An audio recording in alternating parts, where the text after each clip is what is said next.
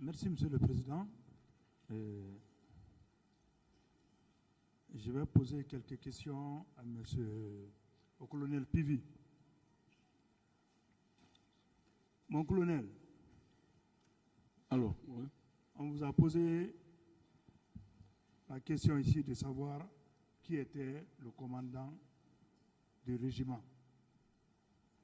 Je reviens sur cette question autrement. De la prise de pouvoir par le CNDD jusqu'à la fin de la transition, il y a eu combien de commandants du régiment? Moi, ce que je connais, à notre prise de pouvoir, il n'y avait que un chef et son adjoint, qui était le commandant Aïdor et le lieutenant Sa Alphonse. Donc, c'est eux qui commandaient le régiment à notre prise de pouvoir. Après le commandant Aïdor et Sa Alphonse, Paix à son nom. Qui les a remplacés? Je ne sais pas ce qu'ils ont fomenté sur eux. Ils ont les arrêtés. Ils ont été arrêtés par Toumba. Il les a conduits à Kassa ici.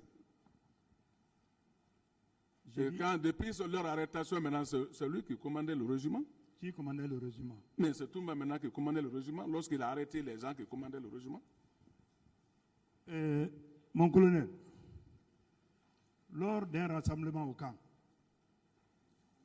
vous n'aviez pas présenté vous-même un béret rouge, un officier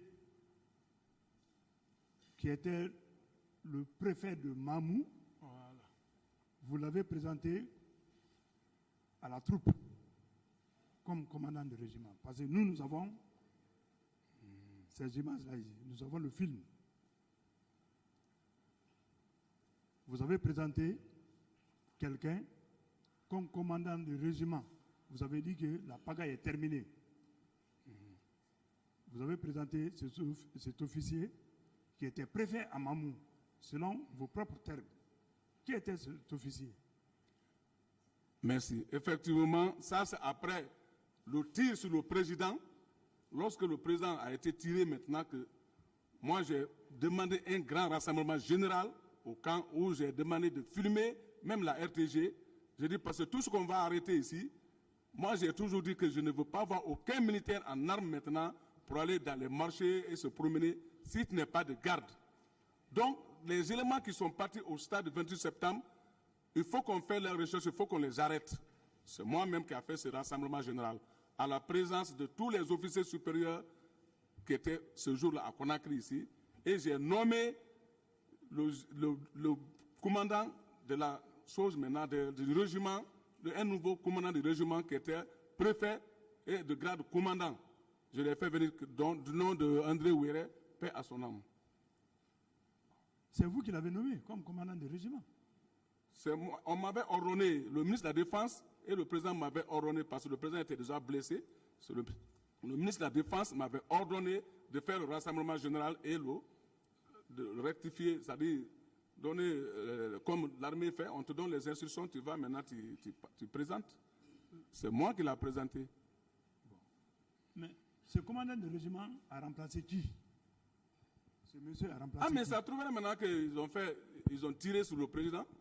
Toumba avait déjà tiré sur le président, il n'était pas là maintenant. Il avait pris la fuite. Donc, qui l'a remplacé? Ce qu'il veut savoir. Celui qui l'a remplacé, c'est le commandant André Ouéré. Il a remplacé qui? Il a remplacé Toumba. Mais mon commandant et mon colonel, pourquoi vous avez dit devant, ça est mentionné dans votre PV ici, que le président Dadis était le commandant du régiment? Non, moi je n'ai pas dit ça. Je n'ai pas dit que le président Dadis était le commandant du régiment. Non. Vous ne l'avez jamais dit? Non. On l'appelle, comme on dit, commandant des forces armées. Là, l'appellation, le commandant on du donne régiment. ça. Le commandant du régiment. Mais pas régiment.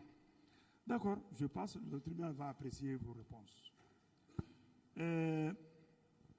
En votre qualité de ministre de la Sécurité présidentielle, vous avez pris l'initiative sur vous d'arrêter les gens, selon vous, qui sont partis au stade du 28 septembre. Oui, Vous vous êtes référé au ministre de la Justice? Ou bien à l'époque, la justice n'existait pas, c'est vous qui, à la présidence là-bas, tout était permis? Pourquoi vous n'avez pas vu le ministre de la Justice? non, moi, à partir du moment où je suis parti parler au président, quand il m'a parlé maintenant que de me calmer à l'arrivée d'une mission internationale qui vient, donc je n'ai plus fait part à ça.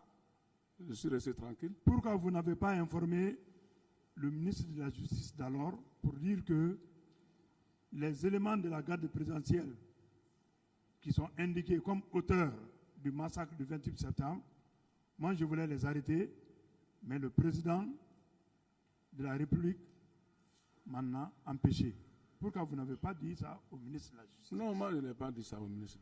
D'accord. Mon colonel,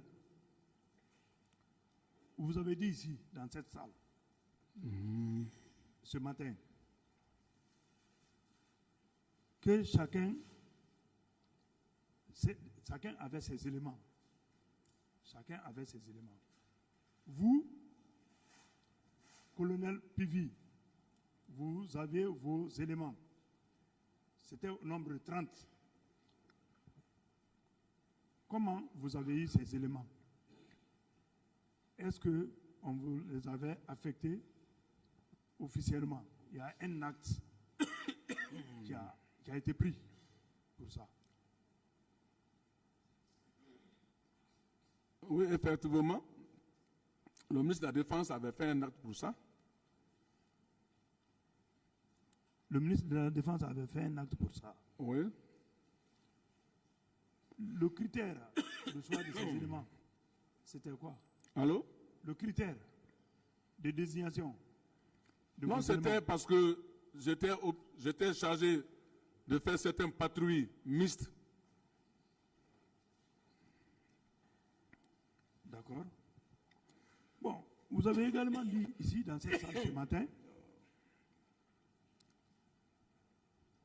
que tout le monde portait des bérets rouges. Vous l'avez bien dit dans cette salle ce matin, que les gens portaient des bérets rouges. Cela veut dire que même ceux qui n'étaient pas bérets rouges portaient des bérets rouges. Vous faites allusion à qui? À quel élément qui portait béret rouge et qui ne devrait pas le faire? Comme on dit, les détachements.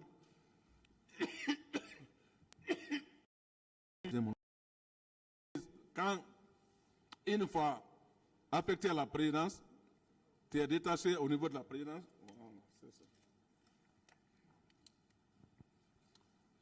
Donc tu es obligé de porter le béret rouge.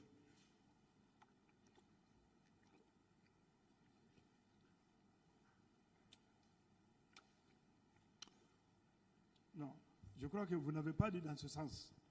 C'était comme une sorte de pagaille. Chacun pouvait se permettre de faire ce qu'il veut. C'est dans ce sens que vous avez parlé.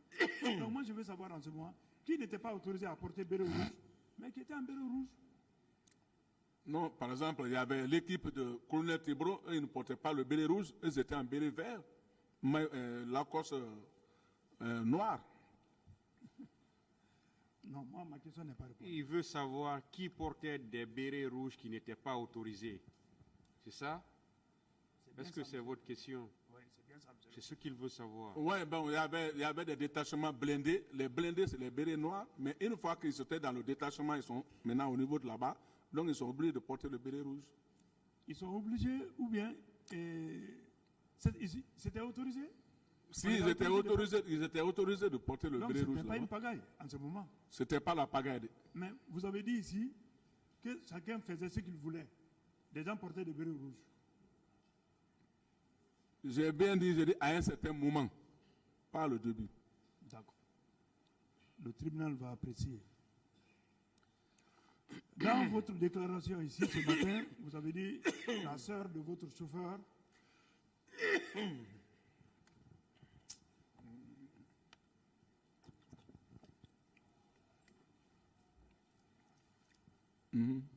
Est-ce que vous pouvez continuer? Ouais, on va continuer un peu, oui. Allez-y, maître. Et vous avez dit ce matin ici que la sœur de votre chauffeur a été frappée et blessée. Ouais. Et c'est vous-même qui avez pris la charge de celle-là. C'est vrai? Vous maintenez cette déclaration? Oui, mon chauffeur Yuldi. Vous, en tant que ministre de la Sécurité présidentielle, un homme influent du régime, vous n'étiez pas informé qu'il y avait une prise en charge qui avait été faite? 1,4 milliard et quelques millions ont été débloqués, remis au ministre de la Santé pour prendre en charge toutes les victimes. Est-ce que vous étiez informé de cela? Bon, comme lui n'était pas hospitalisé, donc, comme on dit, il n'était pas hospitalisé et que, comme son frère relève de moi, j'étais obligé de m'occuper de son traitement. Donc, il n'était pas, bien sûr, il était bâchonné, mais pas comme ça. Il n'était pas hospitalisé comme ce qui était, on disait qu'ils ont pris en charge, non. D'accord.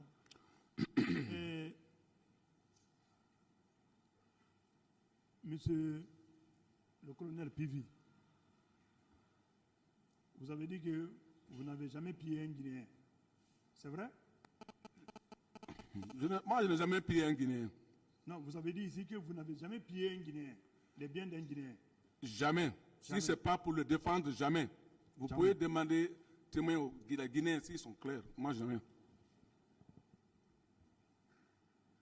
Vous vous rappelez du pillage de la concession du général Baïlo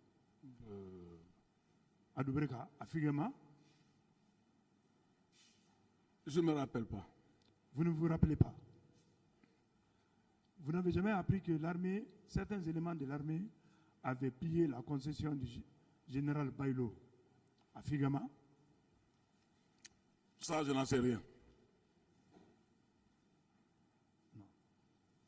Mais vous n'avez jamais appris? Je n'ai jamais appris, je n'en sais rien. C'est grave.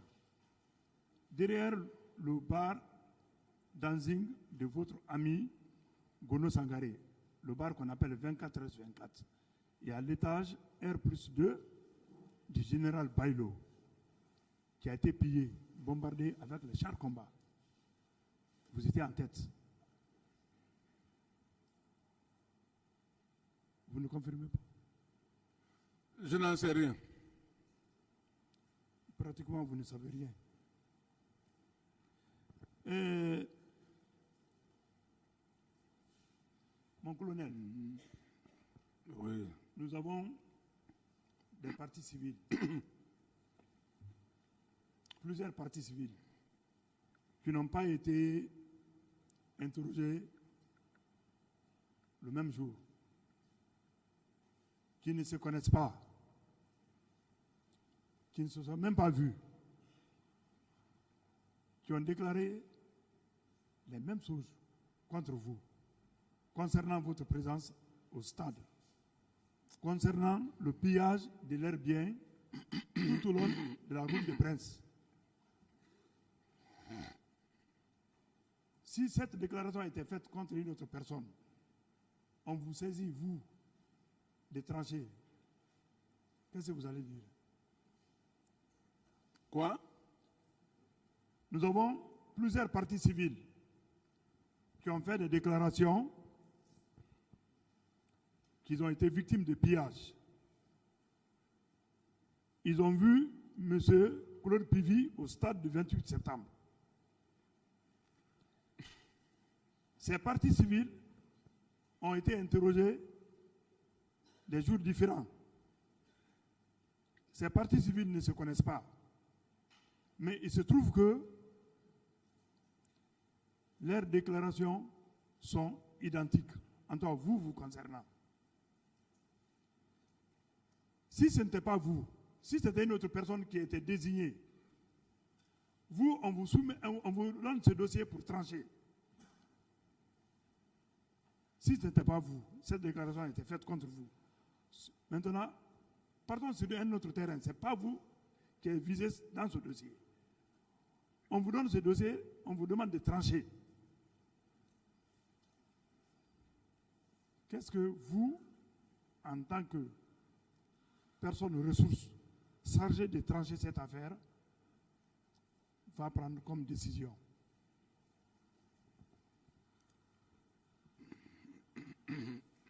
Ah, mais si c'est où nous sommes, on est là à la justice pour trancher, faire sortir la vérité. Donc, si c'est le même problème, mais c'est la justice qui a le dernier mot, qu'il apparaître ici, on fait confrontation. Si c'était vous la justice, je suis dans ce cadre-là. Si c'était vous. Si c'est moi qui ai la justice, Oui. je tranche et je donne la vérité à qui a la vérité. Je vous remercie bien, Monsieur le Président.